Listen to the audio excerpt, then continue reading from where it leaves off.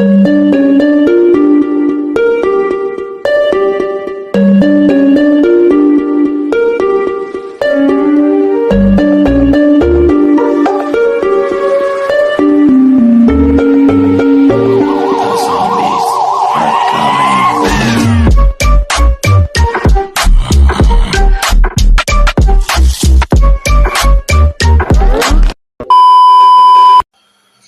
business, you need to be competitive para mas malamangan mo yung other companies na ka-inline mo sa business, and to see and to determine if your company is going to prosper or fail.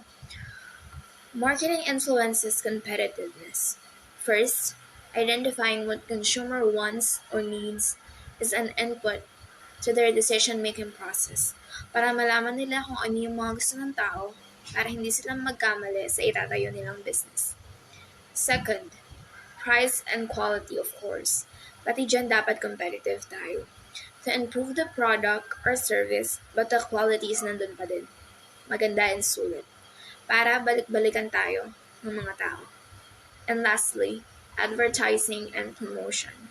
Dito, kanya-kanyang gimmick. If you have money, ipa-commercial mo. Mas madaming makakakita sa business mo. Or you can just post it to social medias and pray to be viral and such. If marketing influences competitiveness, operation has a major influence on competitive also. First, when designing products and services, companies should work together across various departments to reach a common goal, para magkaisa sila.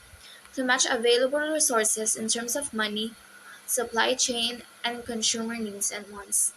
Second, one of the most important factors influencing prices, choices, and profits is the cost of organization's output.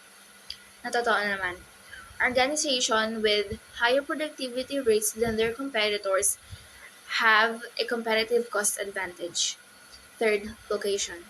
This is important actually. Kahit ang ganda ng pag-promote mo sa business mo, kung hindi naman ito mapupuntahan, let's say nasa medyo liblib na lugar, wala rin.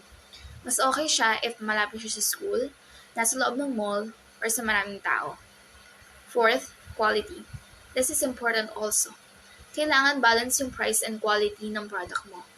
Baka super taas ng presyo mo, but the quality is pang 20 pesos lang. E di, dilipat sila sa mga competitors mo. Fifth, is quick response. Quick responses can be an advantage. If you are quick in terms of delivering, pagkausap sa mga customers and complaints, maalala nila yon at may pagkakataon na babalik sa inyo. So it's really an advantage. 6. Flexibility. Dapat you are flexible to respond to changes. 7.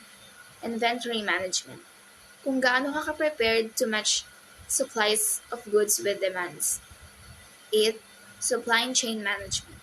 Coordinating sa supplier mo and sa customers para walang sabit and smooth ang operations. 9. Service, like delivery, setup, technicalities, and such.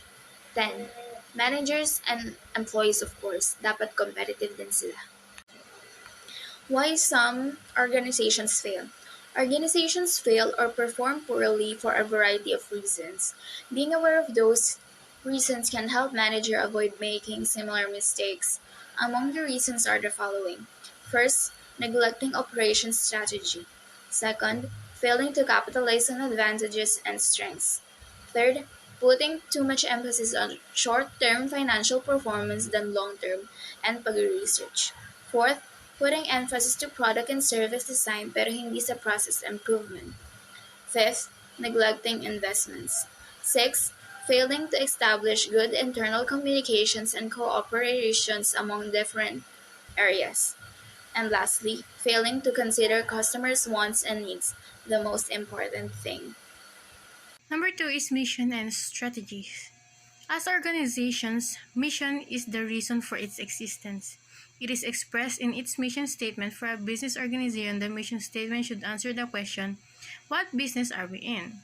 Missions vary from organization to organization, depending on the nature of their business. A mission statement serves as the basis for organizational goals. which provide more detail and describe the scope of the mission. The mission and goals often relate to how an organization wants to be perceived by the general public and by its employees, suppliers, and customers. Goals serve as a foundation for the development of organizational strategies. These, in turn, provide the basis for strategies and tactics of the functional units of the organization. Organizational strategy is important because it guides the organization by providing direction for and alignment of the goals and strategies of the functional units. Moreover, strategies can be the main reason for the success or failure of an organization. These are the three basic business strategies. Low cost, meaning mura. Responsiveness relates to the ability to respond to changing demands. Halimbawa nito ay syempre kapag mayroong trends, for example, food, dadami ang tatangkilik and kailangan ay makasabay ka sa flow na yon since trends tend to last in a short time and a new trend will arise. Differentiation from competitors. For example, is two competitors with the same product but the difference between the two is their product or service features, quality of products or service, reputation or customer service. Some organizations focus on single strategy while others employ combinations of different strategies. Now, let's proceed to strategies and tactics. If you think of goals as destinations, then strategies are the roadmaps or yung daanan papunta sa destination. Strategies provide focus for decision making. Organizations have overall strategies called organizational strategies, which relate to the entire organization. They also have functional strategies, which relate to each of the functional areas of the organization. The functional strategy should support the overall strategies of the organization, just as the organizational strategies should support the goals and mission of the organization. Tactics are the methods and actions used to accomplish strategies. They are more specific than strategies, and they provide guidance and direction for carrying out the actual operations in the organizations, which need the most specific and detailed plans and decision making in an organization. You might think of tactics as the part of the process. For example, is how to reach the destination, following the strategy roadmap, and operations as the actual part of the process. Ngayon, ito naman yung iba't ibang different strategies na meron sa isang organization na pwedeng pagpilian. First is low cost or outsource operations to third world countries that have low labor cost or mura. Scale-based strategies use capital-intensive methods to achieve high output volume and low input costs. Specialization focus on narrow product lines or limited service to achieve higher quality. For example, is some branded names such as Louis Vuitton. Newness focus on innovation to create new products or services. Flexible operations focus on quick response and or customization. High quality focus on achieving higher quality than competitors. For example, is Ferrari. Service focus on various aspects of service. It's either helpful, courteous, or reliable when it comes to services. Sustainability focus on environmental friendly and energy efficient operations. A wide range of business organizations are beginning to recognize the strategic advantage of sustainability, not only in economic terms but also in promotional benefit by publicizing their sustainability efforts and achievements. Let's put an example is the Starbucks using paper straws. Sometimes organizations will combine two or more of these or other approaches into their strategy.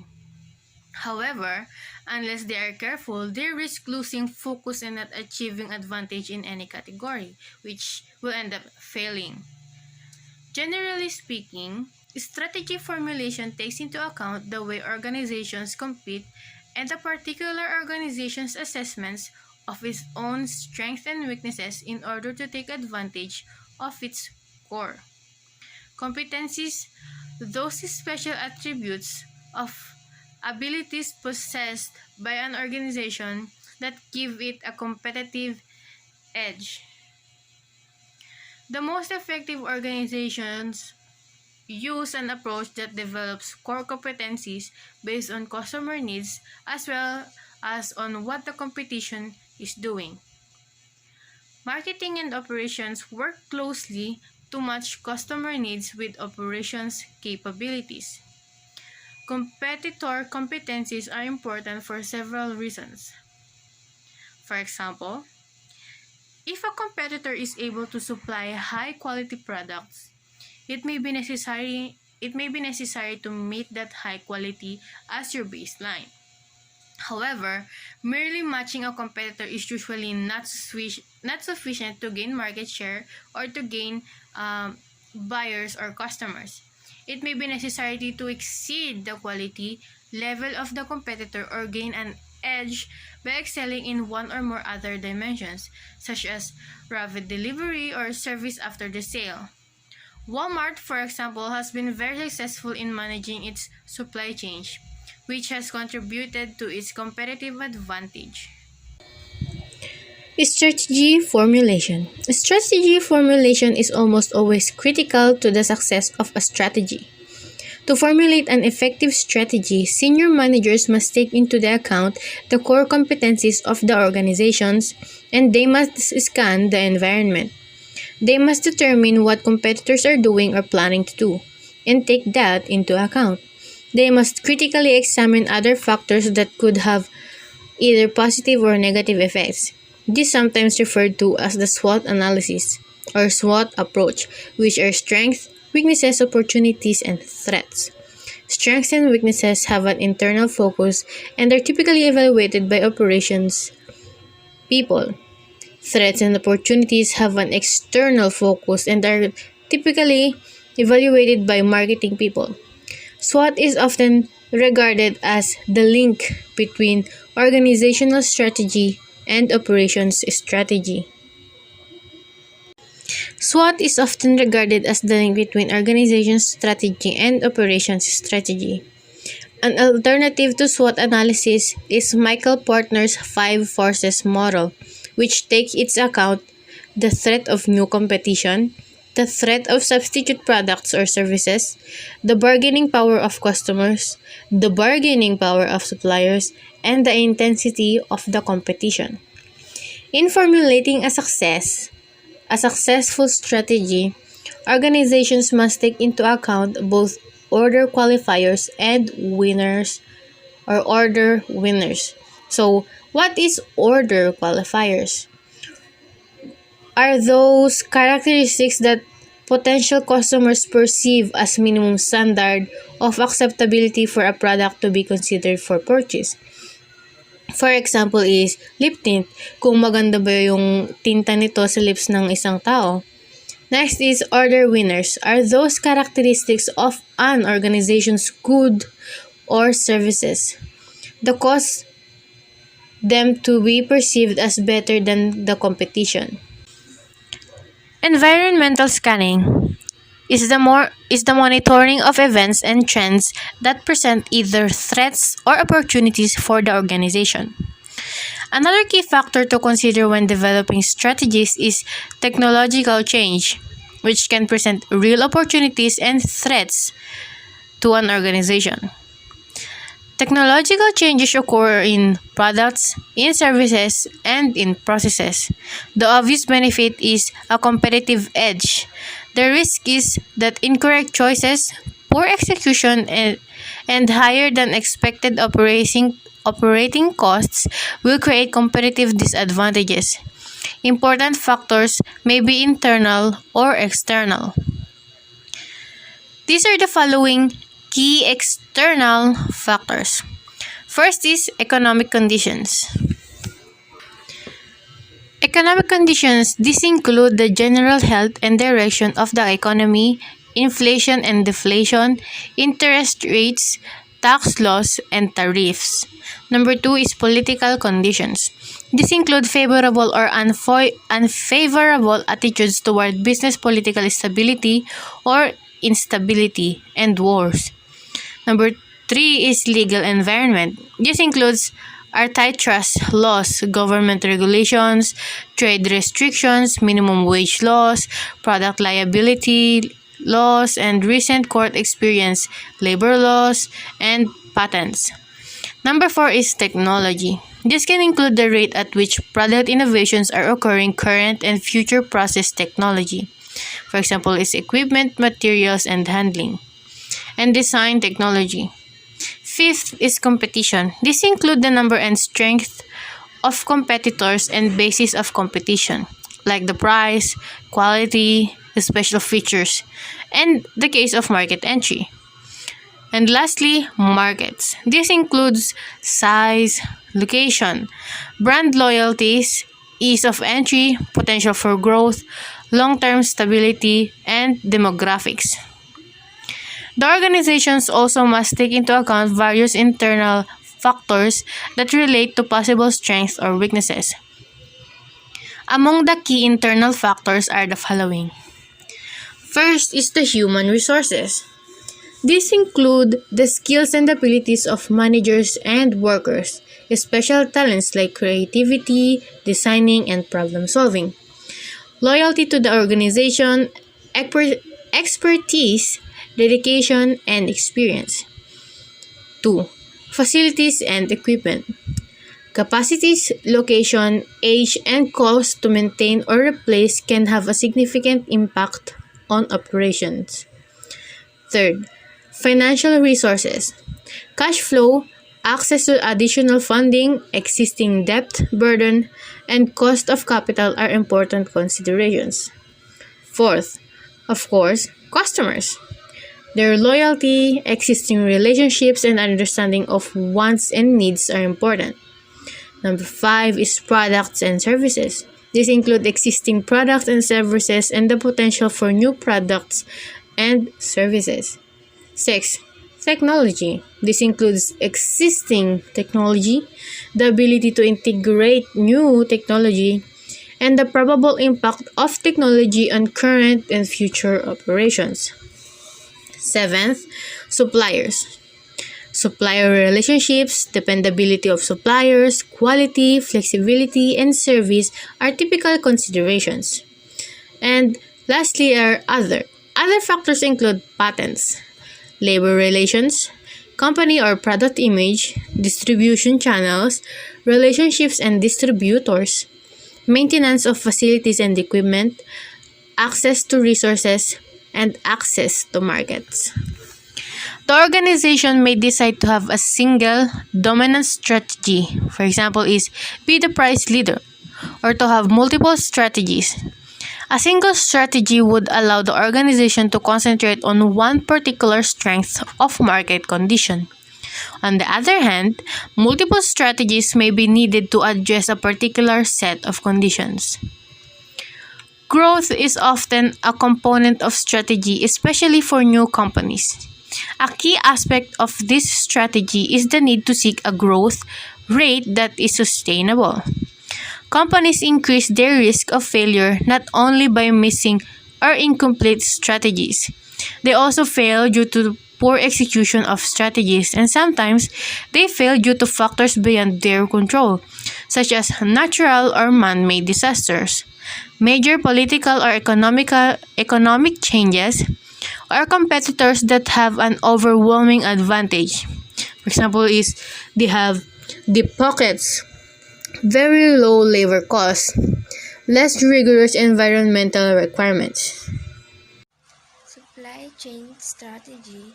A supply chain strategy specifies how the supply chain should function to achieve supply chain goal.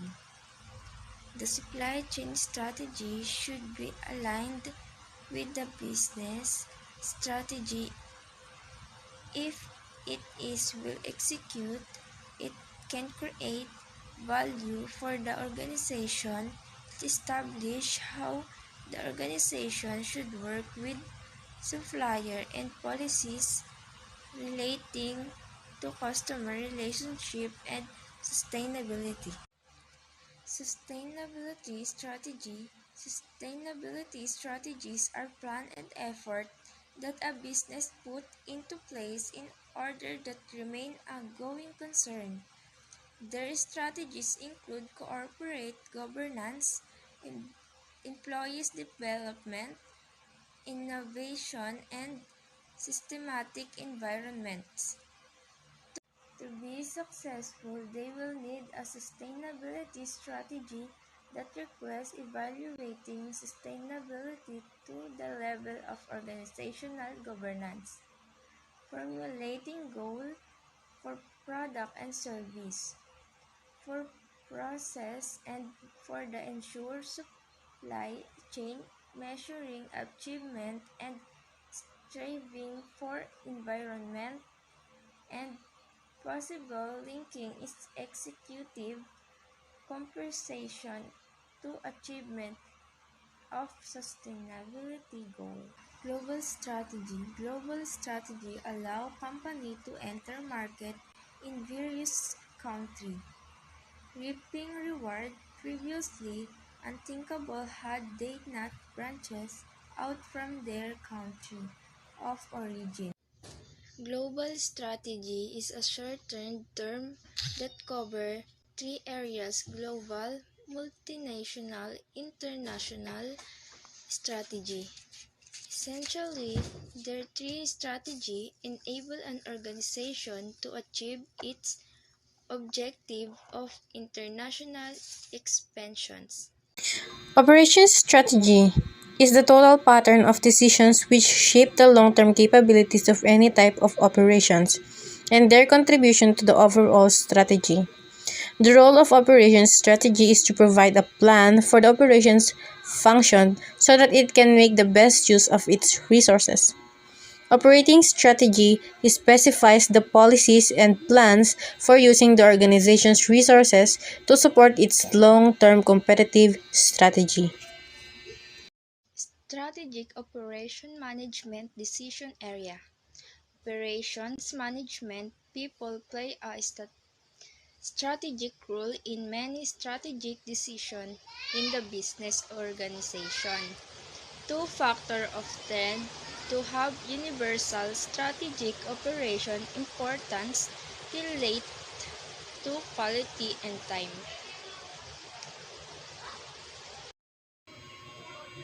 Quality and time strategies. Traditional strategies of business organizations have tended to emphasize cost minimization or product differentiation. While not abandoning those strategies, many organizations have embraced strategies based on quality and or time. Quality-based strategies focus on improving the quality of an organization product or service. Quality-based strategies are commonly used when companies wish to evaluate their reputation in the marketplace. Time-based strategies focus on reducing the time required to accomplish various activity. Time-based strategies is a type of business strategy that relies on the idea of planning and organizing an enterprise activity around time. Organizations have achieved time reduction in some of the followings. First, planning time. The time needed to react. Parang maplano nila ang mga strategies, tactics, facilities, and new technologies and so on and so forth. Second, product or service design time. The time needed to develop and market new or design products or services. Third, processing time. The time needed to produce goods or provide services. This can involve scheduling, repairing equipment, methods used, inventories, quality, training, and so on. Fourth, changeover time. The time needed to change from producing one type of product or service to another. Kasama na dito ang new equipment, settings, and attachments, different methods, equipment, schedules, or materials. Delivery time, the time needed to fill orders. And fifth, response time for complaints. This might be customer complaints about quality, timing of deliveries, and incorrect shipments. This might also be complaints from employees about working conditions. What is productivity? The term productivity, one of the primary responsibilities of a manager, is to achieve productive use of an organization's resources. The term productivity is used to describe this. Productivity is an index that measures output, goods and services related to the input, labor, materials, energy, and other resources used to produce it. It is usually expressed as the ratio of output to input. So, ang input kasi yan yung labor o manggagawa or materials. Ang output naman ay resulta ng import or kung tawagin is finished product. For example, sa pabango, ang input ng pabango, syempre may labor or manggagawa. Ang kanyang materials ay alcohol, acetone, ethanol at iba pa. Ang output ay ang pabango dahil ayun yung natapos or na-produce ng input. Ang output ay ang finished product. Kung tutuusin, ang input is yung gawa ng labor. So, ang product is, and so yung output naman is yun yung finished product na nagawa ng input. Although productivity is important for all business. Dahil sa isang produksyon, ang pinaka-importante ay ang output at input. Ang input ay ang materyales, trabahador na gumagawa o nagsiservisyo upang makagawa ng isang produkto o bagay. Dito pumapasok ang output. Ito ang pinalabasan, bunga o final produkto ng input. Meron tayong formula sa productivity. Dito napapasok ang computing of productivity. Ang formula is output divide sa input equals productivity.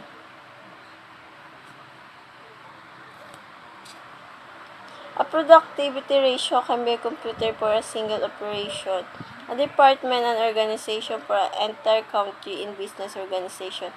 Productivity ratio are used for planning workplace requirements, scheduling, equipment, financial analysis, and other important tasks. Productivity has important implication for business organization and for entire nations. For non-profit organizations, higher productivity means a lower cost. For profit-based organization, productivity is an important factor in determining how competitive a company is. For a nation, the rate of productivity growth is of great importance. Productivity growth is the increase in productivity from one period to the next relative to the productivity in the preceding period. The example of productivity is, your company generated 62,000 worth of goods and services. Utilizing our materials is 1,200 labor hours. What was the productivity? Gagamitin na natin ang formula. Ang output natin na gagamitin is 62,000. Yun yung worth of goods and services. I-divide natin siya sa input, the materials and labor, edi 1,200. I-divide natin siya. 62 divide 120 equals 51. Yan ang ating productivity. So, and the next is productivity growth. The productivity growth ay ang paglago ng produkto sa isang bansa. Dito binabase ang pamumuhay ng tao para sa inflation o pagtaas ng produkto. The formula of productivity growth is current productivity minus previous productivity divided by previous productivity. Kung tutuusin, ito ay yung current productivity is yung output. Imaminus natin siya sa input and i-divide natin siya sa input. Tapos, ito times natin siya sa 100. Ito pa, for another example. Labor productivity XBC assembly line was 20 units per hour in 2010. In 2011, labor productivity was 23 units per hour. What was the productivity growth from 2010 to 2011? The answer is the productivity growth is 23 minus 20 equals 3 pag minus natin siya. Tapos, yung 3, i-divide, yung 3, ita-times natin sa,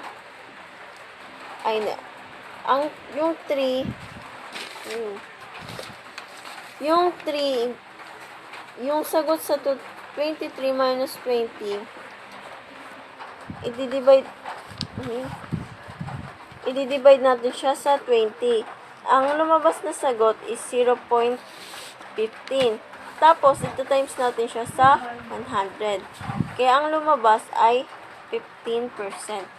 Ito ang ating productivity growth is 15%. The next one is the computing productivity. The computing productivity is measures that efficiency of a company production process. It is calculated by dividing of output produced by the input. So, partial measures, the example of partial measure, machine, multifactor measures, and total measures, the example of computing productivity. Partial measures, output divide of labor, output divide of labor, output divide to machine, output divide of capital, output divide of energy. This is the multifactor measures is output divide to labor plus machine, output divide to labor plus capital. The next one is the computing productivity. The computing productivity is measures that efficiency of a company production process. It is calculated by dividing of output produced by the input. So, partial measures, the example of partial measure, machine, multifactor measures, and total measures, the example of computing productivity. Partial measures, output divide of labor, output divide of labor, output divide to machine, output divide of capital, output divide of energy. This is the multifactor measures is output divide to labor plus machine, output divide to labor plus capital plus energy. Total measures, goods or services produced, divide all inputs used to produce them. Example of partial measurement. A manufacturing unit of a dressmaking company manufactures or produces $10,000 worth as output, and the value of total inputs on weekly basis, material, labor, and the cost of $5,000. Partial factor productivity is $10,000. So, ang ating output is yung $10,000. I-divide natin siya sa $5,000 kaya ang ating partial measurement is yung sagot niya is yung 2. The example of total or manufacturing productivity is to produce. The example of is to produce 200 units of product per unit. Materials cost is $5 per unit. The selling price of the product is $15 per each unit. The required labor hours are 30 hours at the rate of $12 per an hour. Total productivity equals 200 times 15 and 30 times $12 equal 200 times 15 divided by 200 times 5 times 30 times $12 equals equals, ito times natin yung 200 times 15, kaya ang lumabas is 3,000. And then, yung 200 times 5, ito times natin siya, kaya ang lumabas is 1,000. Yung 30 times 12, kaya ang lumabas sa kanya is 360. So, paano nakuha yung final answer? 1,000 plus 360. Yung lumabas na sagot is i-divide natin sa 3,000. Kaya ang naging sagot is 2.21. Yan ang ating total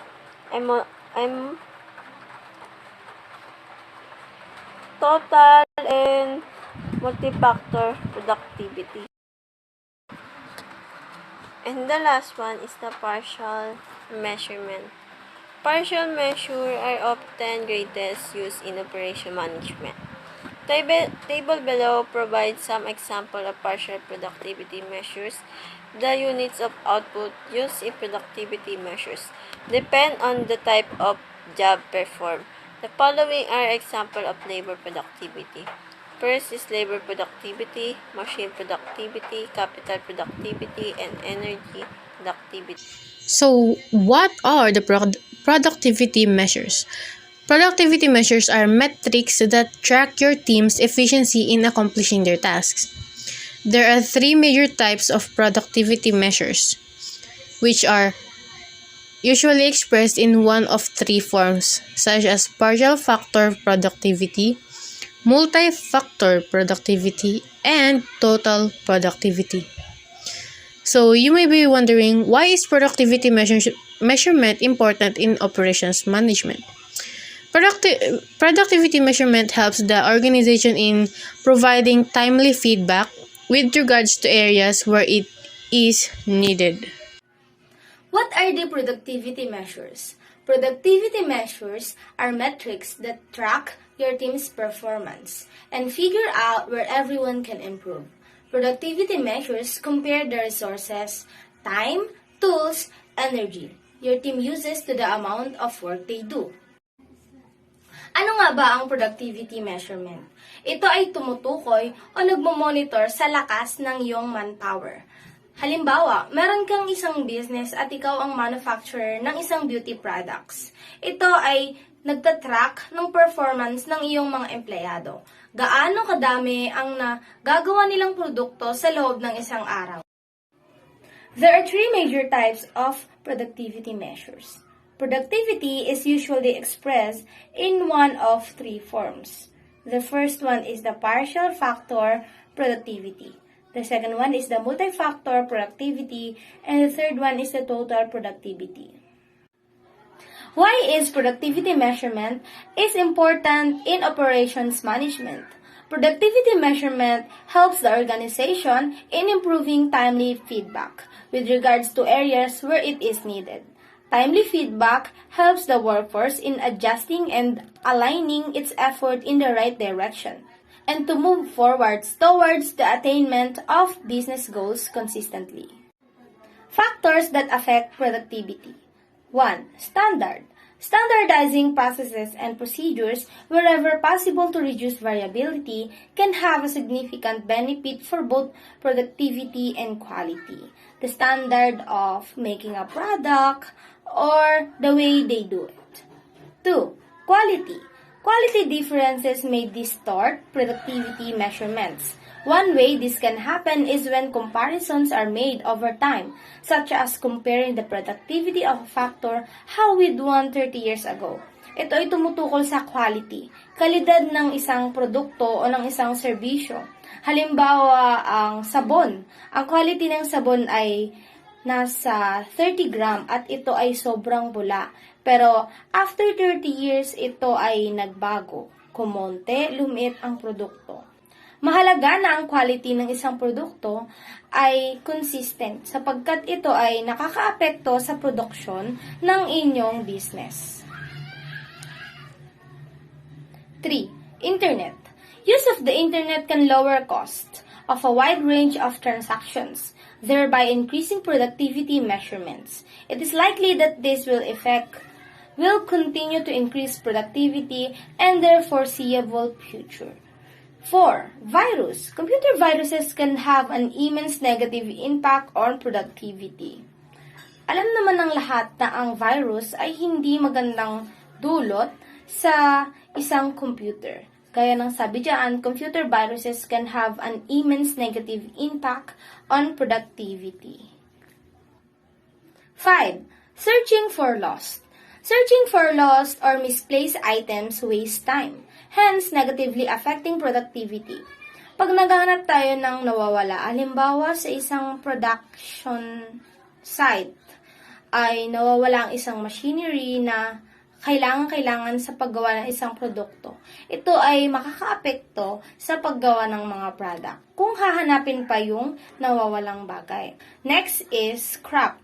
Scrap rates have an adverse effect on productivity, signaling inefficient use of resources. Next, new workers tend to have lower productivity than seasoned workers. It may cause productivity lag. Pag may mga bagong empleyado, ito ay isa rin sa factor na nakaka-affect sa productivity ng isang business or ng isang manufacturing business. Kapag may mga bagong empleyado na hindi pa gaanong maalam sa gagawin, ito ay nagkakos ng productivity lag. Next is safety. Safety should be addressed. Accidents can take a toll on productivity. We knew that in this kind of situation, if there's an accident, it may affect on the productivity. For example, a worker is accidentally slip on the floor and has a minor injury. Makakaapekto yun, hindi siya makakapagtrabaho at magiging kabawasan iyon sa manpower ng inyong produksyon. Next, shortage of technology savvy. The one who has ability of companies to update computing resources, generate and sustain growth, and take advantage of new opportunities. Etong technology savvy ay ang mga workers na tuwirang nakakaalam sa computer. Sila yung nag-update ng computing resources. Also, sabi dito, take advantage of new opportunities. For example, ang opportunity na nakikita ng mga technology savvy ay ang online selling or online endorsing. Next, layoffs often affect productivity. The effect can be positive and negative. Labor turnover has a negative effect on productivity. Replacement need time to get up to speed. Labor turnover, sila yung mga manggagawa or mga workers na umaalis. Sabi dito, replacement need time to get up to speed. Mahirap humanap ng mga bagong empleyado at ito ay pangunahing makakaapekto sa production ng inyong business. Next, design. Design of the workplace can impact productivity. How it can affect on the productivity. For example, ang workplace ng inyong production site na ginagawa nyo ng produkto ay makalat. Hindi organized ang mga gamit na ginagamit. Doon pumapasok ang kabagalan ng paggawa. Kung halimbawa, ang design ng inyong workplace ay maayos at organized, ito ay mapapabilis ang produksyon ng inyong paggawa. And last, incentive plans that reward productivity increase can boost productivity. Incentive plans, for example, sa mga workers nyo na pangunahing gumagawa ng mga produkto, magbibigay kayo ng incentives na at the end of the day or at the end of the whole project ay may re-reward. Magre-reward kayo sa kanila or tataasan ng sweldo. Ayun ay pangunahin ring makatutulong sa pagbilis ng production. And there are still other factors that affect productivity, such as equipment breakdowns and shortages of parts or materials. The education level and training of workers and their health can greatly affect productivity. Improving productivity means getting more done, more output with the same amount of input. The best improvements can allow your business to increase productivity while decreasing costs. As it says here, don't confuse productivity with efficiency. Efficiency is a narrower concept that pertains to getting the most out of the fixed set of resources, while productivity is a broader concept that pertains to effective use of overall resources.